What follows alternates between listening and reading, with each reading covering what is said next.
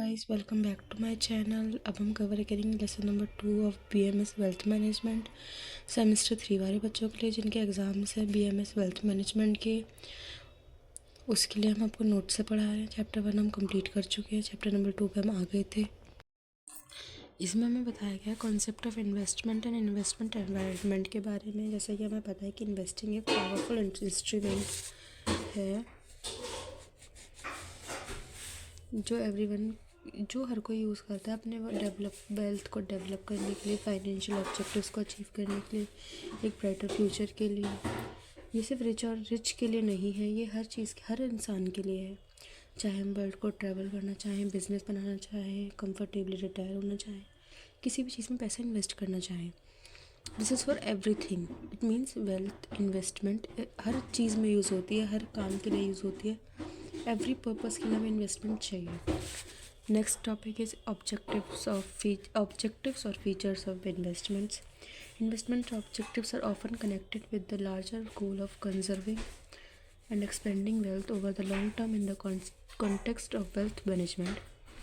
इसके अंदर हमें इन्वेस्टिंग गोल्स बताए गए हैं जो वेल्थ मैनेजमेंट की डोमेन है। The number 1 is capital appreciation. Capital appreciation or increasing the value of invested assets over time is one of the major goal of investment. यानी कि जो कैपिटल एप्रिसिएशन है, यानी हम अपने कैपिटल को अप्रिशिएट कर रहे हैं, यानी कि हम बढ़ा रहे हैं, उसको हम बोलते हैं अपने एसेट्स की वैल्यू को इंक्रीज़ करना, जो कि इन्वेस्टमेंट का मेजर गोल होता है। सेकंड होता है इनकम जनरेशन। इनकम जनरेशन जो होती है वो प्रोवाइड होती है रेवेन्यू स्ट्रीम्स से, यानी कि अगर हम कोई भी चीज़ कंटिन्यू बेसिस पर कर रहे हैं उससे हमारी इनकम जनरेट होती है। और जो कोई भी इंडिविजुअल होती है उसकी प्रेजेंट इनकम को हम dividend, paying equities, bonds, rental properties, income oriented funds, to be an idle investments, उससे हम इन सब चीज़ों में इन्वेस्ट कर सकते हैं। Third number is risk management and diversification. Wealth management emphasis the significance of diversifying investment portfolios in order to successfully managing risk.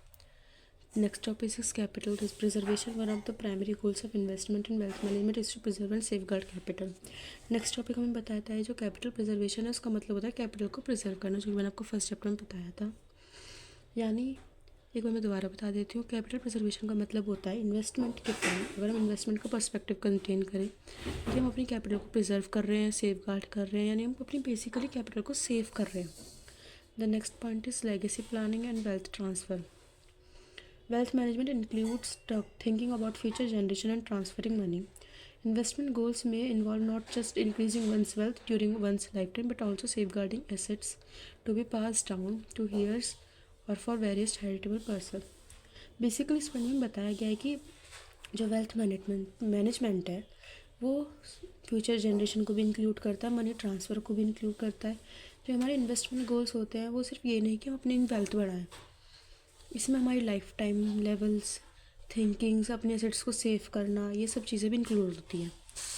Next topics is investment objectives are hardly universal, various facts can influence investing objectives. Individual circumstances, financial goals, risk tolerance and time horizons can all influence specific investing objectives under wealth management. Basically इसके अंदर हमें बताया गया है कि जो investing objectives हैं वो पूरी यूनिवर्स में है और वो हमारे बहुत सारे फैक्टर्स अफेक्ट होते हैं, जैसे कि इंडिविजुअल सर्कमस्टांसेस, यानी हमारी कोई पर्सनल सिचुएशंस होगी। सेकंड होता है फाइनेंशियल गोल्स, यानी हमारे जो फाइनेंशियल गोल्स होता है, हमने जैसे डिसाइड करा कि हम 1 साल बाद घर खरीदेंगे, हम नहीं खरीद पाए या हमने खरीद लिया जिसकी वजह से हमारे खर्चे अफेक्ट हो रहे हैं। उसके बाद थर्ड होता है रिस्क टॉलरेंस, हर किसी के पास रिस्क बियर करने की क्षमता नहीं होती। नेक्स्ट होता है टाइम हॉरिजन्स, मतलब हर चीज़ में टाइम हॉरिजन डिफरेंट हो सकता है, हर जगह का टाइम डिफरेंट हो सकता है। Next topic is broad classification of investments. Classification को बेसिकली 2 मेजर पार्ट्स में डिवाइड करा गया है, financial investments and real investments. तो हम आगे पढ़ेंगे financial assets are highly liquid assets that can be exchange to cash assets. Financial assets वो एसेट्स होते हैं जो बहुत हाईली लिक्विड होते हैं। लिक्विड का एक फॉर्म यहाँ पर मतलब होता है जिन्हें हम जल्दी से कैश में कन्वर्ट कर सकते हैं। Stock and bonds are example of investments. जो स्टॉक्स एंड बॉन्ड्स है वो एग्जाम्पल है इन्वेस्टमेंट का। आपने भी देखा होगा आजकल लोग शेयर मार्केट में इन्वेस्ट करते हैं, तो वो अपना पैसा जल्दी से जब चाहे निकाल सकते हैं, जब चाहे डाल सकते हैं। The main characteristics of financial assets is that they have economic worth and can be easily realized. जो हमारे फाइनेंशियल एसेट्स उसका मेन कैरेक्टरिस्टिक्स होते हैं कि हम अपने इकोनॉमिक वर्थ को बढ़ा सकते हैं और रियलाइज़ करा सकते हैं. It is critical to realize that financial investments are chosen after through assessment of aspects such as risk, possible returns, liquidity, and diversification mentioned above. When defining financial investments, keep the following elements in mind. जब हम financial investment को define करेंगे उसके लिए हमें बहुत सारी चीज़ें अपने दिमाग में रखनी होगी, जिसमें से फर्स्ट पॉइंट है फंड और capital allocation. Financial investments in deploying fund in various financial assets with the hope of profit. Financial objective, risk tolerance, investment horizon और influence allocation decision. सेकेंड होता है रिटर्न जनरेशन. जो financial investing होता है उसका main होता है कि हम गुड रिटर्न्स कर सकें जिसमें हमने पैसा इन्वेस्ट करा है. कैपिटल एप्रिसिएशन होता है जो हम हमारी एसेट्स में ग्रो हुआ है. और इनकम क्रिएशन होता है जैसे कि हमने इंटरेस्ट रिसीव करा, डिविडेंड्स रिसीव करा, रेंटल इनकम रिसीव करी and provide these returns. Third होता है risk and reward. Different levels of risk are involved with different financial investments. Bigger risk investments offer the potential for bigger profits. इसमें हमें बताया गया है basically risk और reward के बारे में. रिस्क और रिवार्ड का डायरेक्ट रिलेशन है. अगर हमारा रिस्क ज़्यादा होगा तो रिवॉर्ड ज़्यादा होगा, रिस्क कम होगा तो रिवॉर्ड कम होगा. ये चीज़ हम प्रैक्टिकल लाइफ से भी कंपेयर करें तो हमें आराम से समझ में आ जाएगी. आगे हमने यहाँ पे देखिए इन्वेस्टमेंट और स्पेकुलेशन का डिफरेंस बताया गया है. जो इन्वेस्टमेंट है वो होती है लॉन्ग टर्म वेल्थ क्रिएशन और स्पेकुलेशन होता है शॉर्ट टर्म. स्पेकुलेशन मतलब बेसिकली जुआ या फिर सट्टा, ये सब चीज़ें आपने सुनी होंगी. नेक्स्ट होता है time horizon, long term years of decades. Investment से हम बहुत सालों के लिए पैसे डालते हैं और स्पेकुलेशन में बहुत शॉर्ट टर्म होता है. और इन्वेस्टमेंट में रिस्क कैलकुलेटेड होता है कि हमें पता है, लेकिन स्पेकुलेशन में बहुत ज़्यादा रिस्क होता है और अनसर्टेनिटी भी बहुत होती है. उसके बाद आप ये सब रीड कर सकते हैं यहाँ से. मैं एक और बता देती हूँ आपको, 4 बता देती हूँ. फोकस में होता है fundamental values and income potential. इसमें कहीं ना कहीं फंडामेंटल वैल्यूज़ यानी उनके आइडियाज़ या पूरा थिंकिंग पता होती है. But short term market fluctuation और प्राइस मूवमेंट्स. बट जो हम स्पेकुलेशन में होता है हमें बिल्कुल आइडिया नहीं होता. वहाँ पे बहुत अनप्रेडिक्टेबल चीज़ें हो जाती हैं कभी कभार. ओके, उसके बाद आता है residential real estate. One of the most prevalent form of real investments are residential properties such as house, flats और कॉन्डोमिनियम्स. जो रेजिडेंशियल रियल एस्टेट होती है उसमें हमें बताया गया है कि बहुत प्रिवेलेंट फॉर्म्स होती है रियल इन्वेस्टमेंट्स की, जो कि होती है ऐसी रेजिडेंशियल प्रॉपर्टीज़ यानी जहाँ पर रह सकते हैं, घर या फ्लैट्स हो गए. उसके अंदर हमें बहुत सारी कैटेगरीज आती है. पहली है commercial real estate. Another sort of real estate is commercial real estates which includes office buildings, retail spaces. इसका बेसिकली मतलब ये है कि कॉमर्शियल रिटेल स्पेसेस में आती हैं. जैसे कि अगर हमने कोई प्रॉपर्टी खरीद ली उसका, लेकिन उसका पर्पस हमारा रहना नहीं बल्कि हमने ऑफिस बिल्डिंग को रेंट पे देने के लिए खरीदी, या रिटेल प्लेस यानी दुकानों को देने के लिए, या वेयर हाउस के लिए, इन सब चीज़ों के लिए. नेक्स्ट है real estate investment trust, REITs. REITs वो इन्वेस्टमेंट होती हैं जो होल्ड करती है और मैनेज करती है रेंटल प्रॉपर्टीज़ को. नेक्स्ट होता है infrastructure management. Infrastructure investments entails devoting resources to critical physical structures and systems such as transportation network, utilities, renewable energy projects and communication infrastructure. जो इंफ्रास्ट्रक्चर मैनेजमेंट होता है उसका मतलब होता है रिसोर्सेज के बारे में, जैसे कि उनका फिजिकल स्ट्रक्चर्स, उनके सिस्टम, जैसे ट्रांसपोर्टेशन हो गया, नेटवर्क्स हो गए, रिन्यूएबल एनर्जीज हो गई, कम्युनिकेशन हो गया. द नेक्स्ट होता है हमारा farmland and agriculture. Investing in farmland और agriculture nodes assets can give exposure to agricultural industry as well as the opportunity for generating income. जो एग्रीकल्चर सेक्टर हो गया उसमें हम देखें तो हमें बहुत सारी इनकम जनरेशन की सोर्स मिल सकते हैं, अपॉर्चुनिटीज़ मिल सकती हैं. Next point is timberland. Investing in timberland entails owning और managing trees for purpose of producing goods. Next in natural resources. Investing in natural resources such as oil, gas, minerals or precious metals may provide both income and capital appreciation. 7 is private equity real estate. Private equity real estates investments entails investing in non-publicly traded real estates projects or enterprises.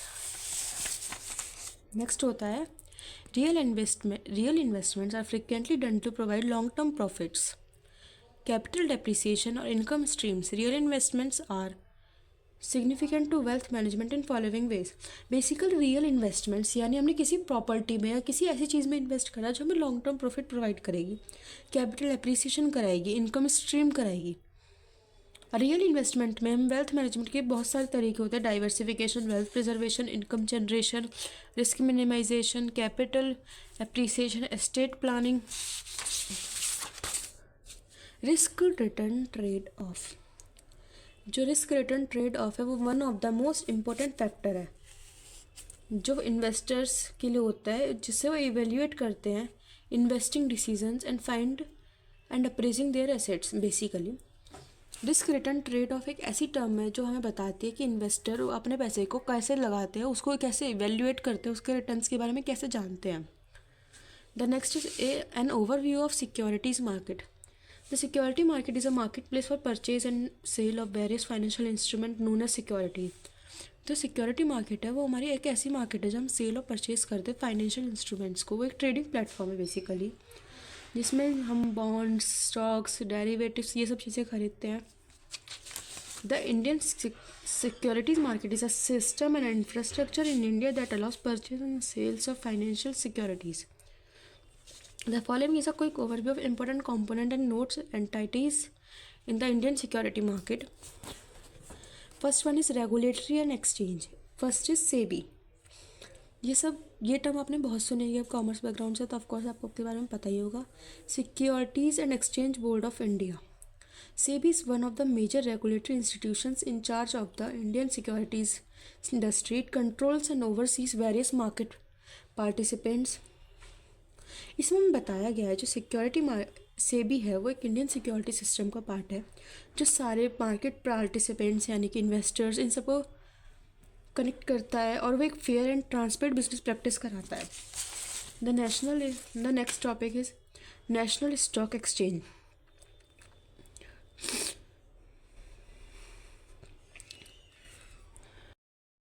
The national stock exchange is one of the India's largest stocks exchange जो हमें electronic trading platform provide कराता है. यानी कि electronic trading platform का मतलब होता है जब हम ऑनलाइन सोशल मीडिया के थ्रू, इंटरनेट के थ्रू अपने स्टॉक्स को परचेज सेल्स कर सकें. Next is Bombay stock exchange. Bombay stock exchange Asia का ओल्डेस्ट स्टॉक एक्सचेंज है जो हमें ट्रेड की फैसिलिटी प्रोवाइड कराता है इक्विटीज़ की, डेरिवेटिव्स की, डेट इंस्ट्रूमेंट्स की.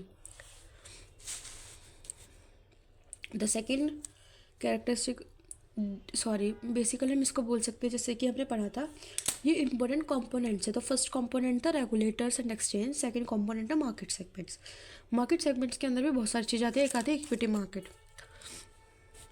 इक्विटी मार्केट हमें इन्वेस्टर्स को अलाउ कराती है ट्रेडिंग की शेयर होल्डर्स की फॉर्म में.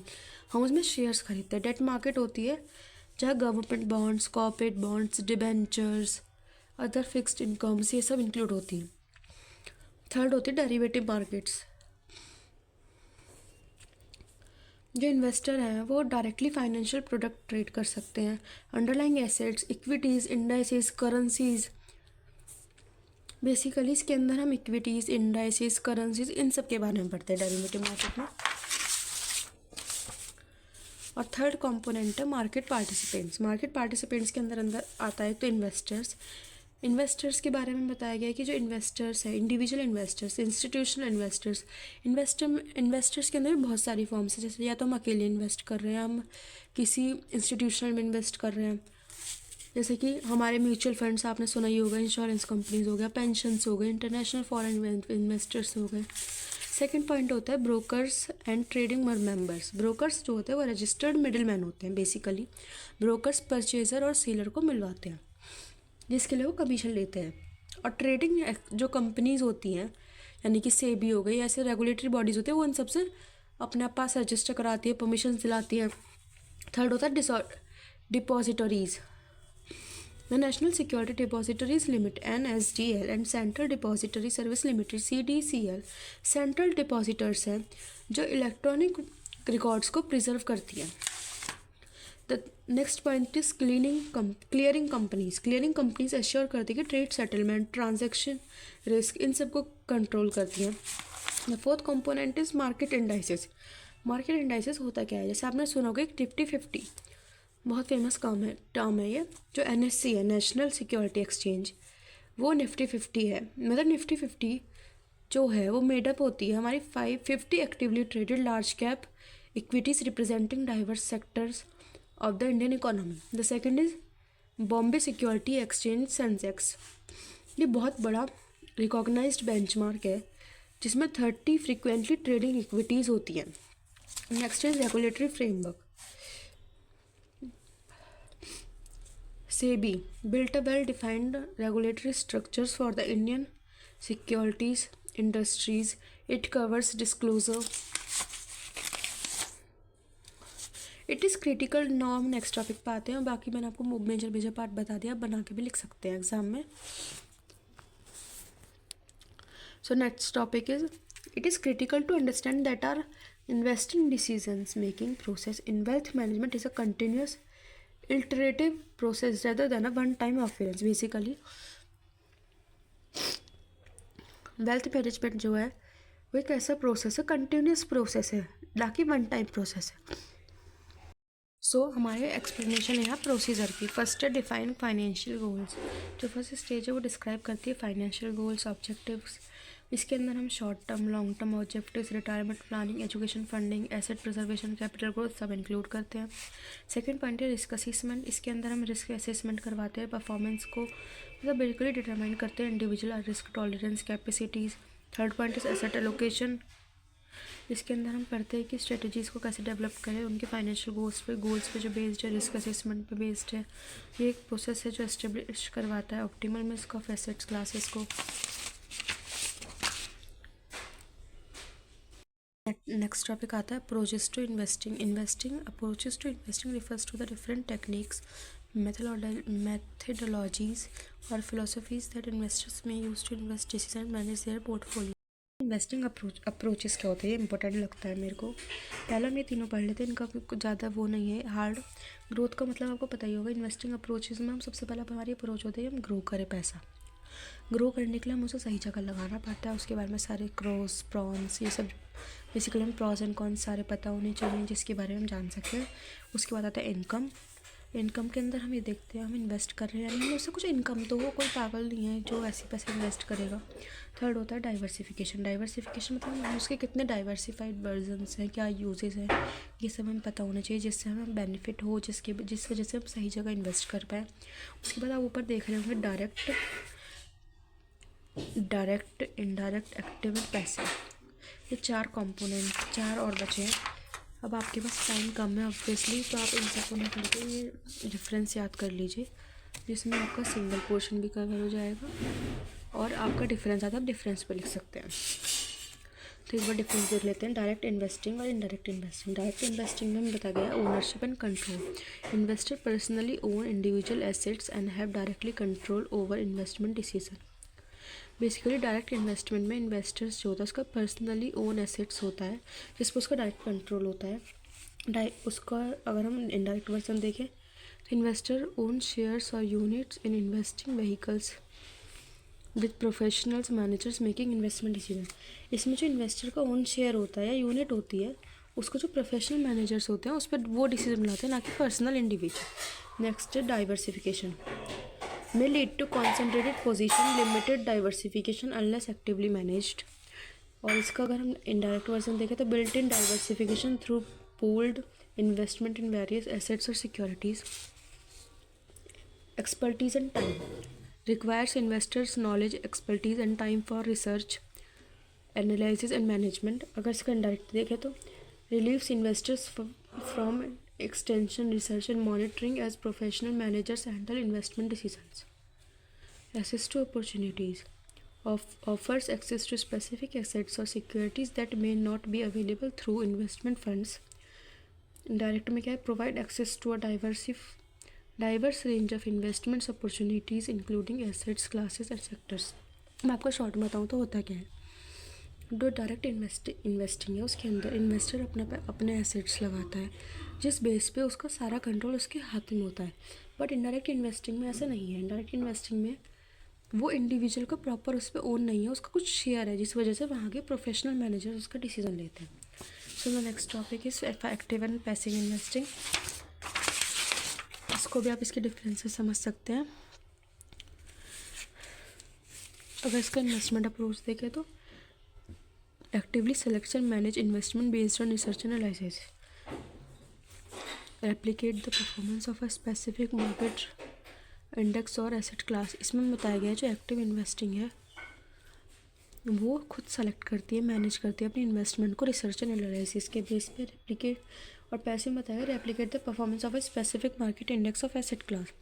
लेकिन जो पैसिव है वो एक किसी प्रोसेस को रिपीट कर रही है, बेसिकली कॉपी कर रही है, रेप्लिकेट कर रही है उसकी परफॉर्मेंस को। पोर्टफोलियो टर्नओवर, इसमें होता है higher frequent buying and selling and investment. Active investing में ज़्यादा फ्रीक्वेंट बाइंग होती है, मतलब जल्दी से बेचना, जल्दी से खरीदना, फ्रीक्वेंट चीज़ें होती हैं। बट पैसिव में होता है lower minimal buying and selling activity. Passive में ये रेशो कम है, मतलब हाँ कम लोग खरीद रहे हैं, कम बाय कर रहे हैं, कम शेयर कर रहे हैं। अब नेक्स्ट है कॉस्ट।